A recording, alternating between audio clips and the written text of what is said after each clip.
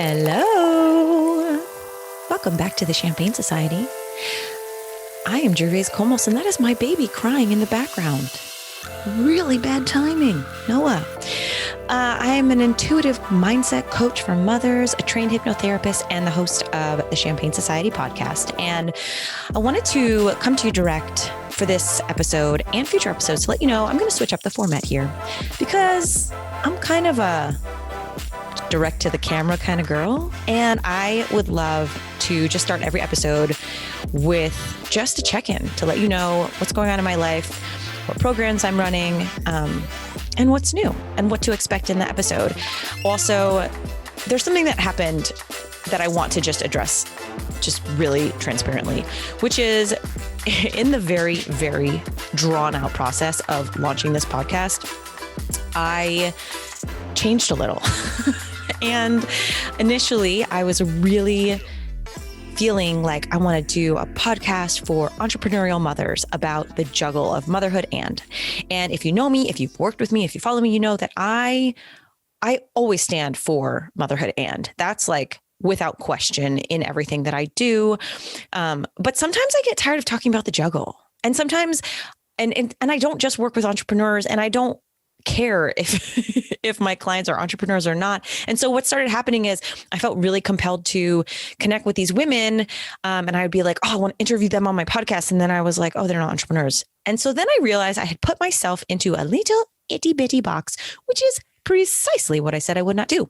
So coming clean to you here to let you know, if you have been confused, this podcast is just going to be me talking to you about what I do, how I do it, bringing you conversations that I feel will enhance your life, enhance your quality of life and well-being in some way, shape, or form. And they're not always going to look the same. It's not always going to be entrepreneurs.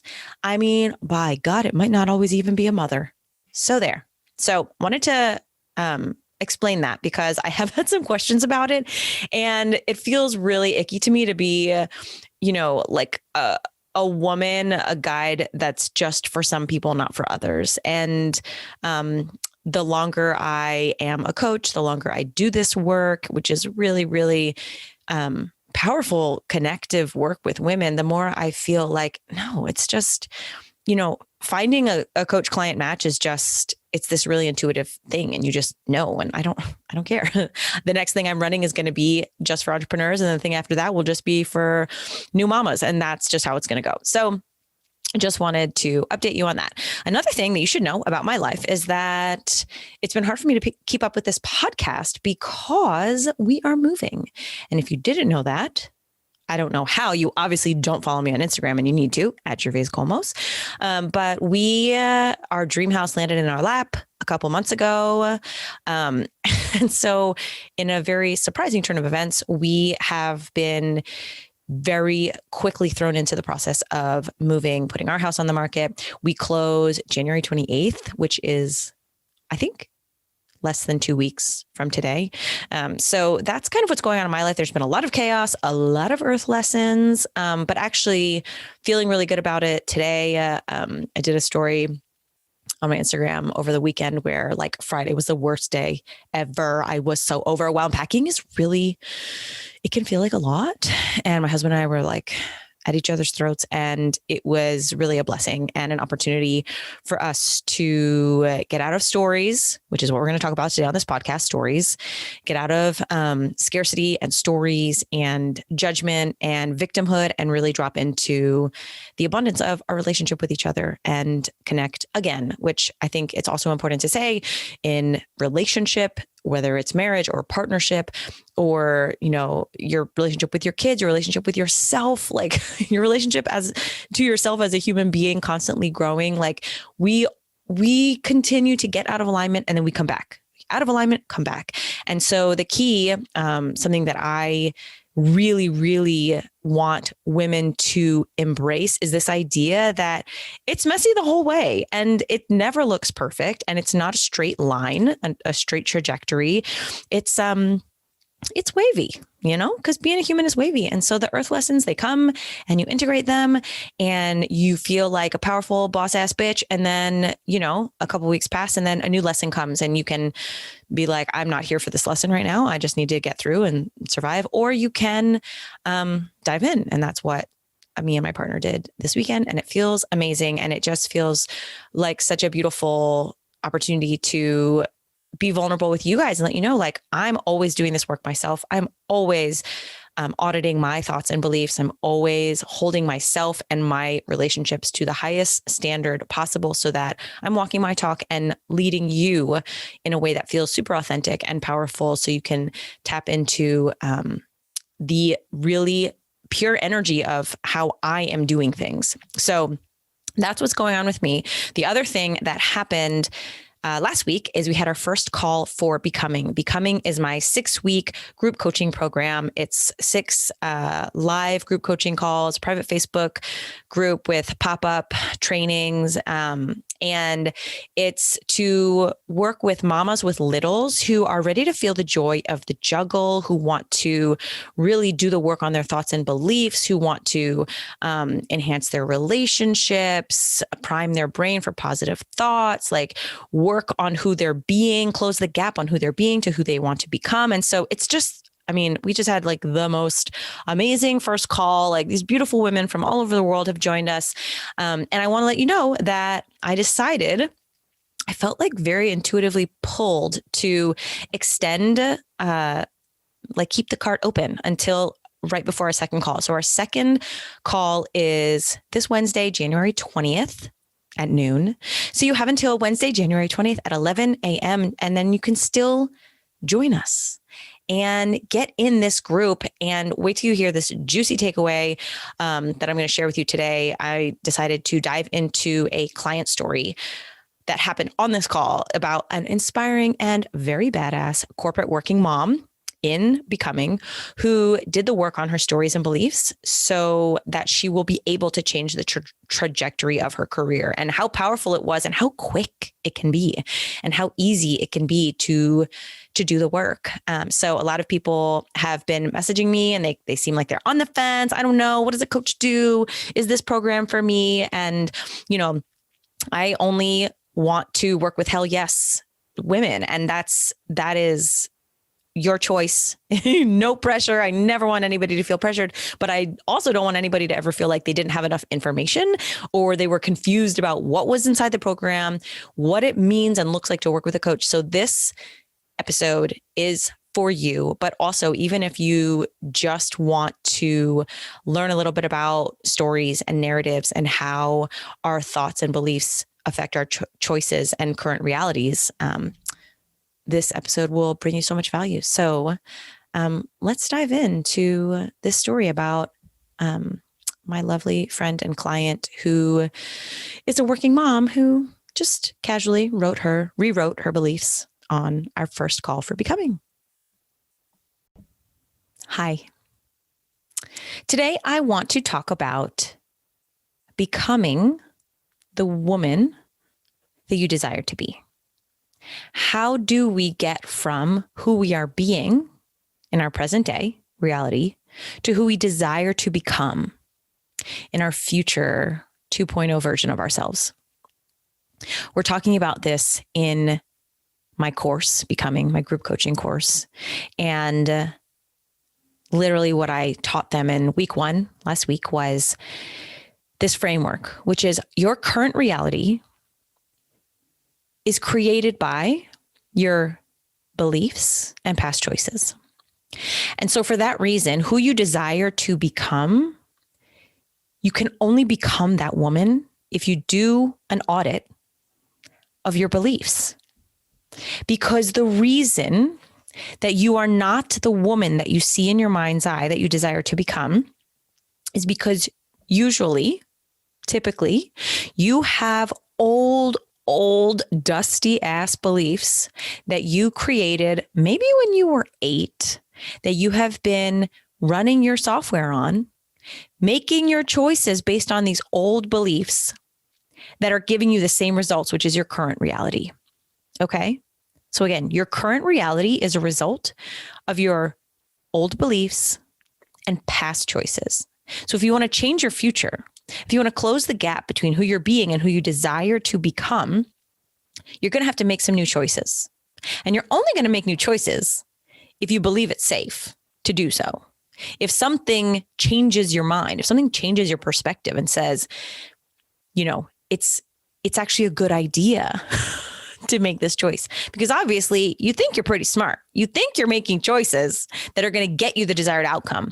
But that's because most people don't do the work on their thoughts. Most people don't know how to do the work on their beliefs. So I want to give you an example from our first group coaching call of one of the stories of one of the mamas in that program that we had to rewrite, that I do like live coaching on these calls. It's super interactive, where you get one-on-one access to me on these calls to help you work through this framework. Because you can hear like, okay, current reality equals old beliefs plus choices, but like, how do I do that? My belief is I can't have it all. My belief is I'll never make partner in the firm. So how do I convince myself that I will? How do I change my beliefs? Right. So this example, one of these mamas, her situation is that she wants to become director at her company. It's just like use some very vague terms here. She desires to become director. She's got a little one, maybe 5 years old. And, oh my gosh, you can hear my kids screaming in the background. Oh, well. So she has this 5-year-old, and in her company, she has deserved a promotion for 5 years. But every year, her all male company says to her, oh, well, sorry, but you had the baby, and like, oh, sorry, I'm sure you probably don't have time for this because of the baby. You probably don't have time for this because you're a mom. And also we had to give the promotion to this male colleague of yours because he said if we didn't, he would quit. And so she's sharing this with me on the call. And I think this is like such a good example because also most women have had some type of experience like this, right? And so what happened is that the beliefs of her male counterparts, she adopted those. They became hers. And so when she's saying to me, I want to make director, I want to become a woman who is the director of my company, she's also acknowledging the belief I have is I'll never make director. Right. Or I'm reframing my belief. I will make director, but it's not, I don't feel it in my core. Why? Because I actually believe, if I get under there, my deepest layer of belief is that because I am a mom, I won't be a good director. Because I have the kids going on in the background, I don't deserve to be good. I'm not going to be as good as my male counterpart because of the kids. Okay. That is a deeply seated belief that will literally affect her ability to play to win. If her male colleagues have convinced her what she may have already believed on an unconscious level, not realized it, that as soon as you have kids, your career is over. As soon as you have kids, you hold your company back. You don't have as much to give because you have kids.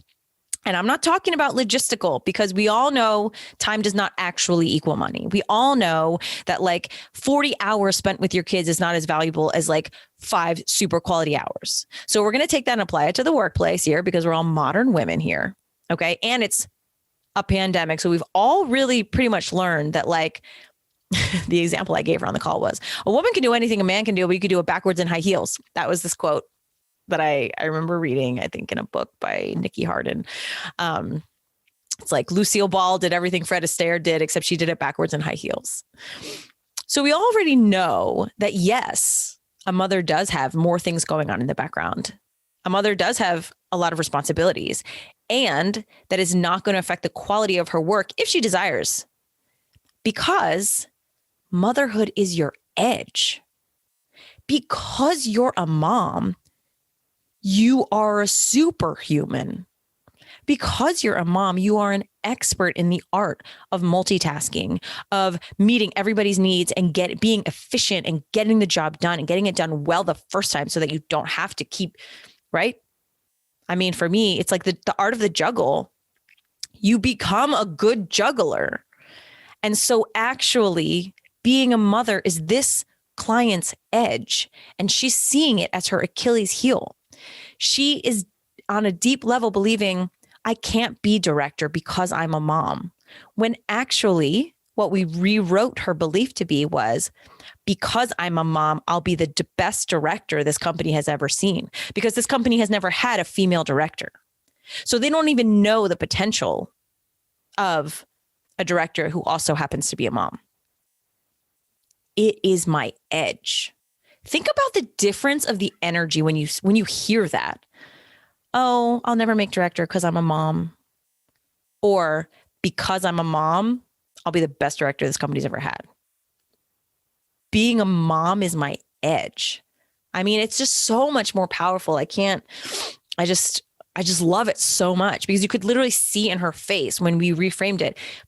Both the first belief that she shared, it felt true to her. But then when I also pointed out a different perspective on her current reality, which is being a mom doesn't make you weak. Being a mom makes you superhuman. She was like, wait, that's also true. That feels true. Wait, you're right. I do juggle the shit out of my life and I do it like a boss. And I probably never give myself enough credit because, I'm a woman and that's kind of my MO. But we're all human here. We're all working on it. And that's why she's in this program. So that she can have somebody like me holding up a mirror and being like, oh no, baby, you forgot. Being a mother is your greatest edge. You are a fucking boss. And now she's going to take that. And now she's going to close the gap between who she's being, a woman who's like passed over for director, a woman who's like, yeah, you're right. You should probably give it to my male colleague because he deserves it. And plus I'll be so busy with the kids, to now being like, excuse me, I would like that promotion. She has that confidence because her belief, the story has changed in her mind. The thought that she's thinking when she asks for what she desires is way more powerful now. So she can own it. You can't have it all if you don't believe that you really deserve it. You can't have the job of director if you actually think you're going to blow it when you get it. You have to remember what a badass you are. You have to remember how powerful you are. And then you go after the things that you desire. And then you become that woman, not based on like a foundation of fake mantras that you don't feel are true, based on a foundation of rewriting flawed, logical beliefs that were either handed to you, like in this case by your male counterparts, or maybe somebody, you heard it, you saw it in a movie when you were 10 and you were just like, oh yeah, mothers can't be CEOs. And obviously this is just one example. It happens all the time. I mean, there's a million examples.